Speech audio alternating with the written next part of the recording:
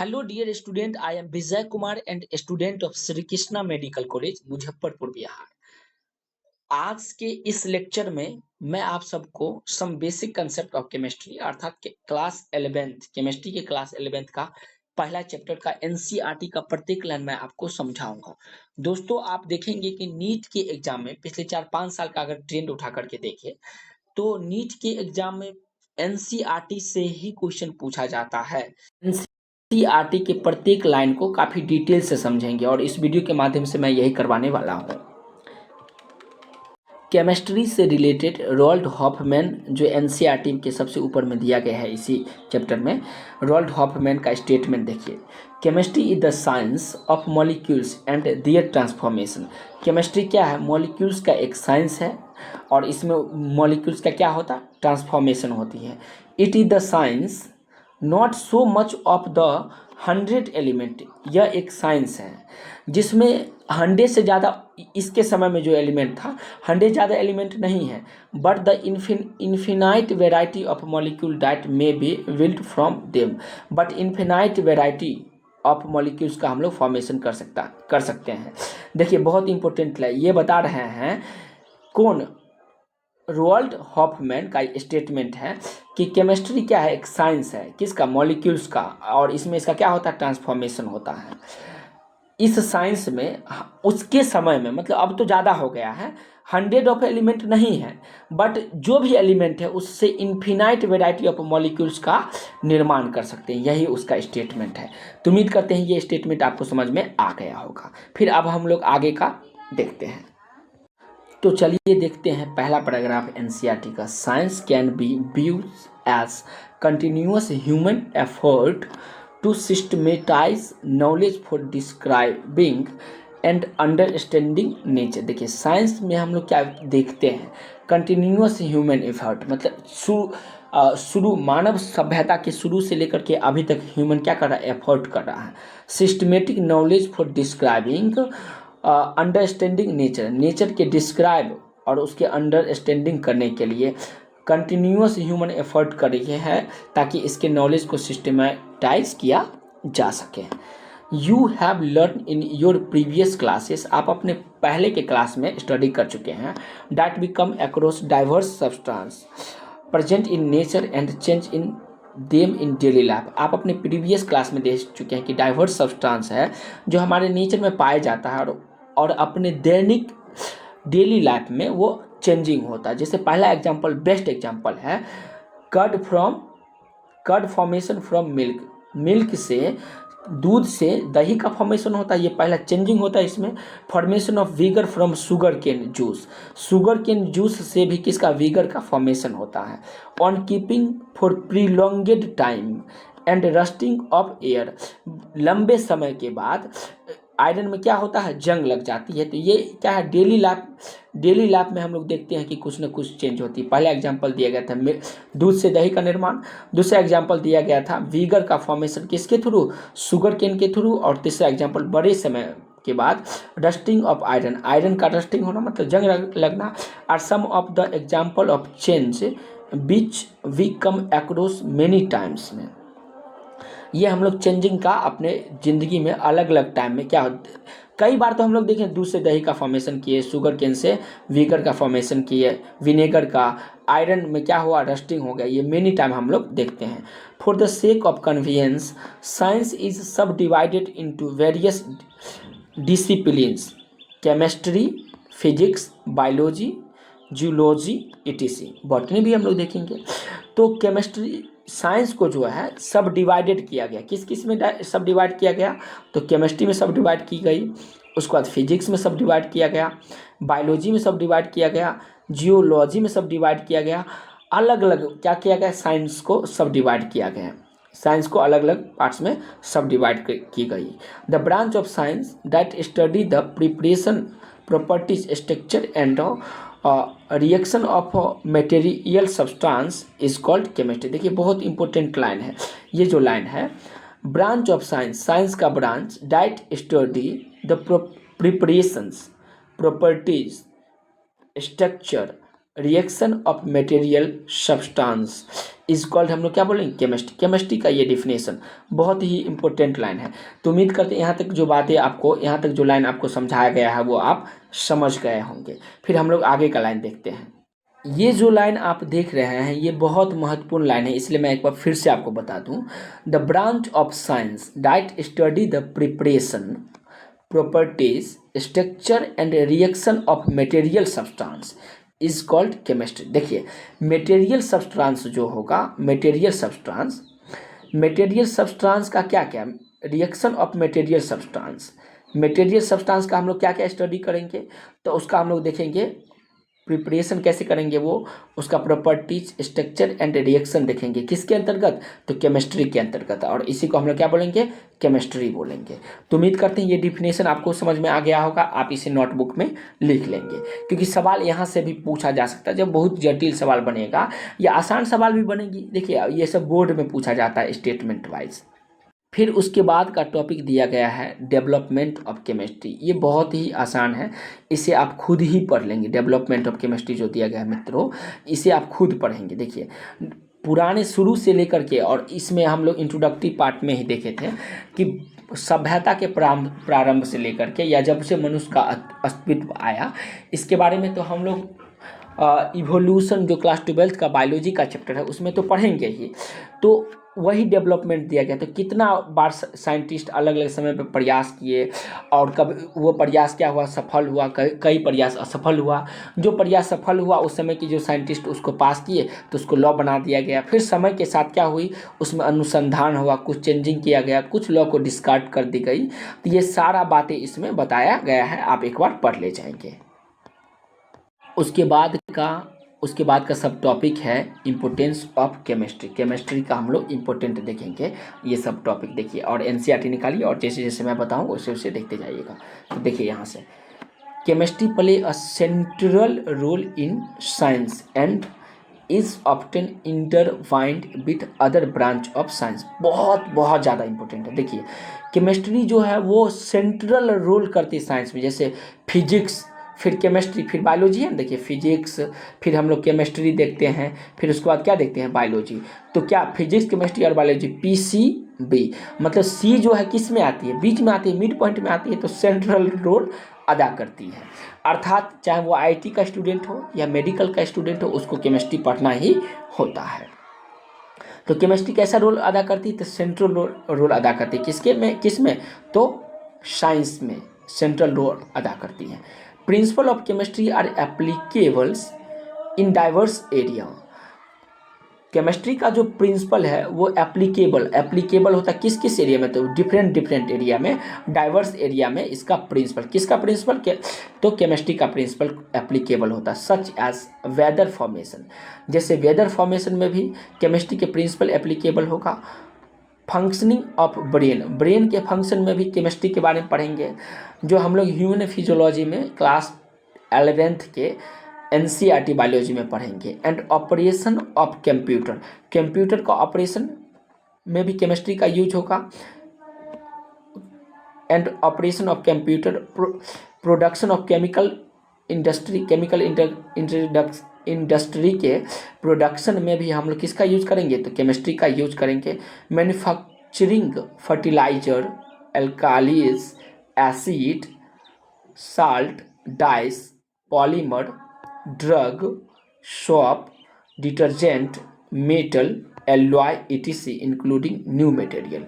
जितने भी ये सब चीज़ देखे थे, इसका मैन्युफैक्चरिंग में किसका यूज करेंगे हम लोग, तो केमिस्ट्री का यूज करेंगे। और नए नए सब्सटेंस, नए नए मटेरियल के फॉर्मेशन में भी हम लोग केमिस्ट्री का यूज करेंगे। तो देख रहे हैं ना, बड़े पैमाना पे ऐसा लगभग कोई चीज़ नहीं है हमारे दैनिक जीवन में जिसको हम लोग यूज करते हैं और उसमें केमिस्ट्री का रोल नहीं हो। इसलिए कहा गया केमिस्ट्री का सेंट्रल रोल क्या है, पूरे साइंस में है। साइंस में सेंट्रल रोल किसका है, तो केमिस्ट्री का है। जैसे देखिए कहाँ कहाँ एप्लीकेबल है, तो वेदर पैटर्न में भी, फंक्शन, ब्रेन के फंक्शन में भी, किसके ऑपरेशन में, ऑपरेशन तो कंप्यूटर के ऑपरेशन में किसके production chemical industries manufacturing fertiliser में जैसे कि alkalies, acid, salt, dyes, polymer, drug, soap, detergent, metal and alloy और साथ ही साथ जितने भी न्यू मटेरियल बनेगा सभी के फॉर्मेशन में किसका यूज होता है, तो केमिस्ट्री का यूज होता है। उम्मीद करते हैं यहाँ तक का जो लाइन था आपको समझ में आ गया होगा। फिर हम लोग देखते हैं आगे का इम्पोर्टेंट लाइन है, chemistry contribute in big way to nation economy. Nation के हमारे राष्ट्र के इकोनॉमी में भी केमिस्ट्री का बहुत महत्वपूर्ण बड़े पैमाने पे क्या है, कंट्रीब्यूशन है। It also play an important role in meeting human need for food, healthcare product and other material aimed to improving quality of life। देखिए केमिस्ट्री का अदर इम्पोर्टेंट है ह्यूमन के लाइफ को इम्प्रूव करने में, जैसे फूड में केमिस्ट्री का इम्पोर्टेंट है, हेल्थ केयर प्रोडक्ट जैसे जितने प्रकार के मेडिसिन बनती हैं, जब आप एमबीबीएस करेंगे या अपने दैनिक जीवन में कोई भी काम करें बीमार तो पड़ते ही होंगे, जब बीमार पड़ता है तो लोग क्या करता है, मेडिसिन का यूज़ करता है, और वो जो मेडिसिन हेल्थ केयर प्रोडक्ट है वो उसमें किसका यूज होगा, केमिस्ट्री के। देखिएगा उसका अलग अलग कंपोजिशन, किसका कितना कंपोजिशन है वो उसमें लिखा रहता है, एंड अदर मटेरियल, जिसके कारण क्या होता है, ह्यूमन का लाइफ की क्वालिटी क्या होती है, बढ़ती है। This is exemplified to large scale production of a variety of fertilization, improve variety of pesticide and insecticide. देखिए इसका यूज बड़े पैमाने पे किसके, लार्ज स्केल प्रोडक्शन, किसके लार्ज स्केल प्रोडक्शन में, जैसे कि फर्टिलाइजर के लार्ज स्केल प्रोडक्शन में, इम्प्रूव वेराइटी ऑफ पेस्टिसाइड के वैरायटी को क्या करेंगे हम लोग, इम्प्रूव करेंगे उसमें, ये सब में हम लोग किसका यूज करेंगे, इंसेक्टिसाइड के में, ये सब में हम लोग केमिस्ट्री का यूज करेंगे। Chemistry provided method for isolation of life saving drug from natural source and make possible synthesize of such drug. देखिए बहुत इंपॉर्टेंट है, केमिस्ट्री प्रोवाइड करवाती किस मेथड को, isolation of life saving drug के आइसोलेशन करने का मेथड को ही प्रोवाइड करवाती, किससे आइसोलेट करेंगे, natural source, and make possible synthesize such drug, और ड्रग देखिए ड्रग के निर्माण में नेचुरल सोर्स से हम लोग लाइफ सेविंग ड्रग को आइसोलेट करेंगे, इसमें किसका रोल होता है, तो हमारे केमिस्ट्री का रोल होता है। Some of this drug are cisplatin, कुछ ड्रग का नाम जैसे सिस्प्लेटिन एंड टेक्सोल है, ये क्या है, एक ड्रग है। तो सवाल पूछा जा सकता है सिस्प्लेटिन क्या है, तो बताएंगे सिस्प्लेटिन एंड टेक्सोल क्या है, तो बताएंगे ड्रग है, जो केमिस्ट्री में पूछा जा सकता है। Which are effective in cancer therapy, जिसका यूज हम लोग कैंसर थेरेपी में करेंगे, सवाल पूछा जा सकता है, बहुत ही ज़्यादा इंपॉर्टेंट है, कैंसर थेरेपी में किस ड्रग का यूज करेंगे, तो बोलेंगे सिस्प्लाटिन एंड टेक्सोल का यूज करेंगे। The drug AZT, azidothymidine, is used for helping AIDS patient, Human Acquired Immunodeficiency Syndrome, AIDS का फुल फॉर्म होता है।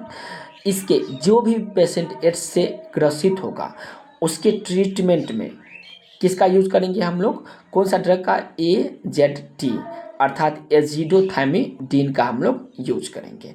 तो उम्मीद करते हैं यहाँ तक जो भी लाइन था इसका इम्पोर्टेंट आपको समझ में आ गया होगा। फिर हम लोग आगे बढ़ते हैं केमिस्ट्री के इम्पोर्टेंट में, आगे का इम्पोर्टेंट लाइन देखिए, chemistry contribute to a large extent in development and growth of nation. बड़े पैमाने पे नेशन के ग्रोथ और डेवलपमेंट में केमिस्ट्री का कंट्रीब्यूशन होता है। Which a better understanding of chemical principles it has now become possible to design and synthesize new material having specific magnetic, electric and optical properties।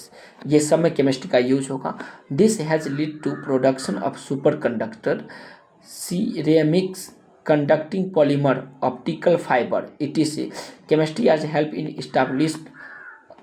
established industry which manufacturing utilize goods like acid, alkalies, dyes, polymer, metal, ये सब के निर्माण में chemistry का क्या होता है, use होता है। इंडस्ट्रियल प्रोडक्शन में केमिस्ट्री का बड़े पैमाने पे यूज होता है। This industries contribute a big way to economy of nation and generate employment. देखिए ये सभी जो इंडस्ट्री है वो भारत के विकास में, उसके इकोनॉमिक डेवलपमेंट में, राष्ट्र के इकोनॉमिक डेवलपमेंट में, हम लोग इंडियन है इसलिए इंडिया के बारे में बोल रहे हैं, किसी भी राष्ट्र के इकोनॉमिक डेवलपमेंट में ये इंडस्ट्री का बहुत बड़े पैमाने पे क्या है, हेल्प है। और उसमें किसका यूज करते हैं, तो हम लोग केमिस्ट्री के केमिकल्स का यूज करते हैं। और इससे क्या जनरेट होती है, जब देखिए जब फैक्ट्री में काम होगा तो जनरेट होगा, एम्प्लॉयमेंट क्या करेगी, जनरेट करेगी। आगे का इम्पोर्टेंट लाइन देखिए, in recent year chemistry has help in dealing with some of the processing aspect of environment degradations with a fair degree of success. बड़े पैमाने पे केमिस्ट्री के कारण हमारा इन्वायरमेंट क्या होता है, डिग्रीडेशन भी होता है। सफर अल्टरनेटिव टू इन्वायरमेंटली हेजार्डस, जैसे रेफ्रिजरेटर जो होता है हमारे इन्वायरमेंट के लिए क्या हेजार्डस है, मतलब हानिकारक है। जैसे CFCS क्लोरोफ्लोरोकार्बन, ये भी क्वेश्चन पूछा जा चुका कई एग्जाम में। Responsible for ozone depletion in stratosphere. Stratosphere क्या है, वायुमंडल का अलग अलग लेयर है। तो वायुमंडलीय लेयर में, हमारे इन्वायरमेंट के लेयर में ओजोन जो होता है, ओजोन स्ट्रेटोस्फीयर में ओजोन का डिप्लेशन करने में बहुत महत्वपूर्ण योगदान किसका होता है, CFCS का, क्लोरोफ्लोरोकार्बन का बहुत महत्वपूर्ण रोल होता है। जो किससे निकलती है ये गैस, तो बोलेंगे रेफ्रिजरेटर से निकलती है। तो ये थोड़ा हानि हो गया केमिस्ट्री का। हावेयर हैव बीन सक्सेसफुली सिंथेसाइज्ड में, हावेयर। ये जो पैराग्राफ है आप देखिए, ये भी बहुत महत्वपूर्ण है, देखते हैं। Many big environmental problems continue to be matter to grave concern the chemistry. One such problem in management of green house gas. देखिए कई इन्वायरमेंटल प्रॉब्लम क्या हुआ, इसके कारण क्रिएट हुई, जैसे green house gas like methane, carbon dioxide. Understanding the biochemical process, use of enzyme for large scale production of chemicals and synthesize a new exotic material are some of a intellectual change for a future generation of chemistry। देखिए जब बड़े पैमाने पे कोई भी काम कीजिए तो उसमें कुछ न कुछ हानि होगा, कुछ लाभ होगा। तो जब साइंटिस्ट बड़े पैमाने पे केमिकल्स का यूज किया तो लार्ज स्केल पे प्रोडक्ट्स किया, केमिकल प्रोडक्ट का, और उसमें केमिकल्स का यूज किया, जिसके कारण बड़े पैमाने पे क्षति भी प्राप्त हुई। और डेवलपिंग कंट्री जैसे India need talented too and creative chemist for accepting such challenge to be good chemist and accept such challenge. One need to understand the basic concept of chemistry, the concept of matter. Let us start the nature of matter। देखो इस पूरे line का मतलब समझिए। देखिए जैसे जैसे हम लोग केमिकल्स का यूज़ किए गए, प्रोडक्शन भी बढ़ा, लेकिन कुछ ना कुछ उसके साथ देखिए जब बढ़िया होता कुछ ना कुछ खराब भी चीज़ होती है। तो खराब चीज़ में जैसे CFCS क्लोरोफ्लोरोकार्बन आई, कार्बन ये गैस था, और जिसके कारण ओजोन का क्या हुआ, डिप्लेशन हुई। फिर ग्रीन हाउस गैस भी अफेक्टेड हुई। तो यहाँ से बस सवाल ये पूछा जा सकता है कि ग्रीन हाउस गैस कौन कौन है और उसका कितना कंट्रीब्यूशन है। तो ये जो देखिए ये बहुत महत्वपूर्ण है, और उसका ये भी दिया गया है चार्ट के फॉर्मेट में। Relative contribution of various green house gas in total global warming. कई बार सवाल यहाँ से पूछा गया कि किसका कितना परसेंटेज होगा। तो सबसे ज़्यादा परसेंटेज किसका होगा, कार्बन का। ये जो चार्ट है यहाँ पे लिख दिया गया है ग्रीन हाउस गैस सबसे ज़्यादा क्या होगा, तो कार्बन डाइऑक्साइड होगी 60%, उसके बाद मीथेन होगा 20%। यहाँ पे देखिए मीथेन, कार्बन डाइऑक्साइड देख लीजिए 60%, 20% देख लीजिए मीथेन। उसके बाद देखेंगे CFCL क्लोरोफ्लोरोकार्बन 14%, और NO2 कितना परसेंट, 6% है। तो टोटल 1 2 3 एंड 4 गैस, 4 गैस है ग्रीन हाउस गैसेस में, ठीक है। जिसमें सबसे ज़्यादा परसेंटेज किसका, परसेंटेज से भी क्वेश्चन पूछा जा सकता है। असेंडिंग डिसेंडिंग ऑर्डर में भी बोल सकता है अरेंज करने के लिए, और कई बार नीट में सवाल भी पूछा जा चुका है। तो उम्मीद करते हैं आज की क्लास में जो भी बातें बताया गया होगा आपको समझ में आई होगी। फिर भी कोई प्रॉब्लम हो तो आप कमेंट में बता सकते हैं, और वीडियो अच्छा लगा तो दोस्त लाइक कीजिए और चैनल को सब्सक्राइब कीजिए, ताकि ऐसे ही वीडियो आपको मिलते रहें। धन्यवाद दोस्तों।